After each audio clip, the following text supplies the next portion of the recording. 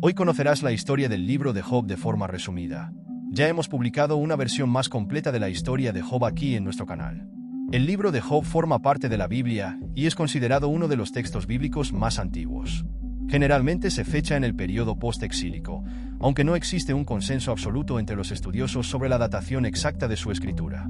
La narración se desarrolla en la tierra de Uz, también mencionada en otros textos antiguos, que muchos asocian con el norte de Arabia o regiones cercanas a Edom. El libro de Job es considerado uno de los mayores textos literarios y espirituales de la Biblia hebrea, clasificado como parte de la literatura sapiencial. Se encuentra en el Tanaj, Biblia hebrea, en el tercer grupo de escritos conocidos como Ketubim, y en la tradición cristiana forma parte del Antiguo Testamento. Este libro plantea preguntas profundas sobre el sufrimiento humano, la justicia divina y la naturaleza de la fe. Las estimaciones académicas sugieren que el libro de Job fue escrito alrededor del siglo VI a.C., aunque existe una discusión continua sobre su origen exacto. La ubicación de Job en la tierra de Uz y su posición como el hombre más rico de Oriente indican que la narración tiene lugar en algún lugar al este de Israel, posiblemente cerca de Edom, en lo que hoy sería Jordania o Arabia Saudita. El nombre Uz también aparece en Génesis 10 y 23 y en Lamentaciones, pero la ubicación exacta es un misterio. El libro destaca por su estructura. Si bien el prólogo y el epílogo son narrativos, el centro de la obra está compuesto por diálogos poéticos, lo que la diferencia de los demás libros de la Biblia. Este estilo literario altamente sofisticado, junto con sus temas filosóficos y teológicos, ha generado debate entre teólogos y eruditos durante siglos. Job, un hombre justo y próspero. El protagonista de la historia es Job, descrito como un hombre íntegro, que temía a Dios y se alejaba del mal. Vivió en la tierra de Uz, una región mencionada solo unas pocas veces en la Biblia, pero que es esencial para situar la narración en un contexto cultural. La descripción de Job como el hombre más rico de Oriente sugiere que vivió en una sociedad patriarcal de origen semita, posiblemente antes de la época de Moisés, lo que lo sitúa en una antigua tradición que se remonta a la época de patriarcas bíblicos como Abraham e Isaac. La Biblia presenta a Job como poseedor de una inmensa riqueza, simbolizada por su vasta colección de animales y sirvientes: 7.000 ovejas, 3.000 camellos, 500 yuntas de bueyes y 500 asnas. Estos números no son solo una descripción de la riqueza material, sino que también indican la grandeza espiritual que acompañó a Job. En la tradición judía y cristiana, la prosperidad a menudo se consideraba una señal del favor divino. La estructura misma de su hogar, con sus 7 hijos y 3 hijas, refleja la importancia de la familia numerosa, un ideal en la antigua cultura hebrea. La cultura de los sacrificios es otra parte importante de la vida de Job. Después de los banquetes de sus hijos, a menudo hacía sacrificios para expiar los posibles pecados de sus hijos. La mención de los holocaustos ofrecidos por Job es significativa, ya que lo alinea con el antiguo sistema de sacrificios que se encuentra en otras partes de la Biblia, particularmente en el Pentateuco, lo que refuerza su devoción y celo espiritual. El desafío de Satanás y la primera prueba. La narrativa cambia de enfoque al describir un diálogo en el cielo, donde Satanás desafía la fidelidad de Job ante Dios. Esta escena es una de las más intrigantes de toda la Biblia, ya que sugiere un concilio divino en el que los ángeles y Satanás tienen acceso a Dios para debatir cuestiones relativas a los seres humanos. Satanás, que significa acusador, sostiene que la fidelidad de Job es simplemente un reflejo de su prosperidad, que si le quitaran todas sus bendiciones, ciertamente maldeciría a Dios. Luego, Dios permite que Satanás ponga a prueba a Job siempre y cuando le perdone la vida. Esto comienza una serie de catástrofes devastadoras.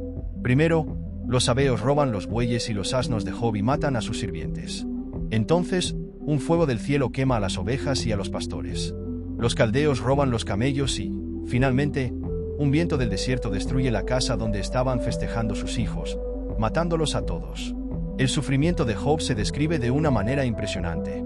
Pierde todo lo que ama en un solo día. Aún así, Job reacciona con resiliencia espiritual. Se rasga la ropa, en señal de profundo luto, y se afeita la cabeza en humildad ante Dios. Su respuesta: el Señor dio, el Señor tomó. Bendito sea el nombre del Señor. Se convierte en uno de los momentos más citados en la literatura religiosa, retratando una fe inquebrantable en medio de la adversidad. La segunda prueba.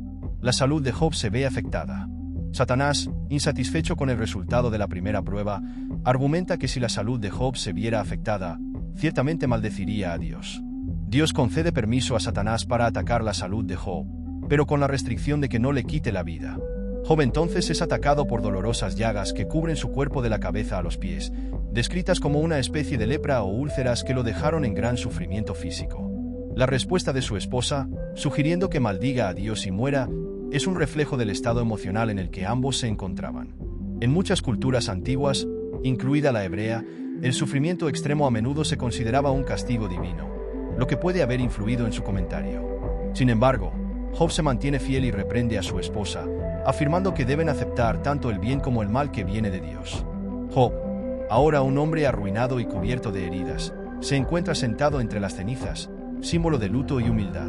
Se raspa las heridas con un fragmento de cerámica, una poderosa imagen de sufrimiento extremo. Incluso ante esto, no pecó con los labios, manteniendo su integridad espiritual. Amigos de Job, Elifaz, Bildad y Zofar. En un acto de solidaridad, 3 amigos de Job, Elifaz, Bildad y Zofar, vinieron de sus regiones para consolarlo. Cuando lo vieron de lejos, apenas lo reconocieron y, como era costumbre en la época, rasgaron sus mantos y se echaron tierra sobre la cabeza en señal de profundo luto y respeto por el dolor de Job. Permanecieron con él 7 días y 7 noches, sin decir una sola palabra, una expresión de empatía ante su situación. En el mundo antiguo, y especialmente en Oriente Medio, la amistad y la solidaridad entre los hombres se consideraban virtudes sagradas. La actitud inicial de los amigos de Job refleja esta cultura. Sin embargo, los diálogos que siguen muestran un choque entre la amistad y la filosofía religiosa. Después de periodo de silencio, los amigos de Job comienzan a hablar, y lo que sigue es una de las discusiones teológicas más profundas de toda la Biblia. Elifaz, el primero en hablar, apela a la experiencia y a la tradición, afirmando que los justos no sufren sin razón y que el sufrimiento de Job debe ser consecuencia de algún pecado oculto. Sostiene que Dios es justo y que si Job fuera verdaderamente irreprochable, no estaría pasando por estas pruebas. Bildade, el segundo amigo, es más directo en sus acusaciones. Sugiere que los hijos de Job fueron castigados por sus pecados y que Job debería arrepentirse. Su visión de Dios es como la de un juez estricto, que impone castigos según la transgresión. Zofar, el más duro de los 3, insiste en que Job recibe menos de lo que merece y que si se arrepiente, Dios lo restaurará. Para Zofar, la justicia divina es inflexible y el sufrimiento de Job solo puede explicarse como consecuencia de su propio fracaso moral. Las respuestas de Job, diálogos y reflexiones profundas. Ante las acusaciones de sus amigos, Job comienza a responder, y lo que sigue son diálogos de intensa profundidad filosófica y espiritual. A diferencia de sus amigos, que creen en la retribución simple y directa, el pecado conduce al sufrimiento, la justicia conduce a la bendición. Job no acepta esta visión de manera simplista. Rechaza la idea de que el sufrimiento sea siempre resultado de un pecado oculto, sosteniendo que es inocente y no merece las calamidades que ha enfrentado. En los primeros discursos de Job, maldice el día de su nacimiento, expresando la profunda desesperación que sentía. Desea no haber nacido nunca, lamentando no haber muerto al salir del vientre de su madre. Estos lamentos reflejan una de las preguntas centrales del libro. ¿Por qué sufren los justos? Job clama a Dios y su angustia lo lleva a cuestionar la justicia divina. En varios momentos expresa su creencia de que Dios lo trata injustamente, aunque nunca pierde la fe en el Creador. Quiere comprender el motivo de su sufrimiento y, más que eso, quiere una audiencia con Dios para presentar su causa. En uno de los discursos más conmovedores de Job, dice: «¿Por qué ha venido sobre mí lo que temía? Y me ha sucedido lo que temía». Job 3 y 25. Esto revela una dimensión psicológica del sufrimiento de Job. La idea de que, a pesar de ser justo, tenía miedo de las pruebas, y este miedo se materializó. Las diferentes opiniones de los amigos de Job. Los amigos de Job, Elifaz, Bildad y Zofar, representan 3 enfoques diferentes del sufrimiento, cada uno de los cuales refleja una perspectiva teológica de la época. 1. Elifaz basa su visión de Dios en la experiencia personal y las tradiciones que ha escuchado. Elifaz cree que Dios no castiga sin razón y que el sufrimiento de Job debe ser resultado de algún error. Sugiere que si Job busca a Dios, será restaurado. Elifaz presenta una visión más compasiva, pero aún presiona a Job para que reconozca algún pecado oculto. 2. Bildade presenta una visión más tradicional y rígida. Para Bildad, Dios es justo y los malvados cosechan lo que siembran. Cree que si los hijos de Job murieron fue porque se lo merecían. Bildad se centra en la justicia retributiva, en la que todo mal es castigado por Dios. 3. Zofar. Zofar es el más severo e intransigente de los 3. Él cree que Job está recibiendo menos de lo que merece y es inflexible en su opinión de que Job necesita arrepentirse.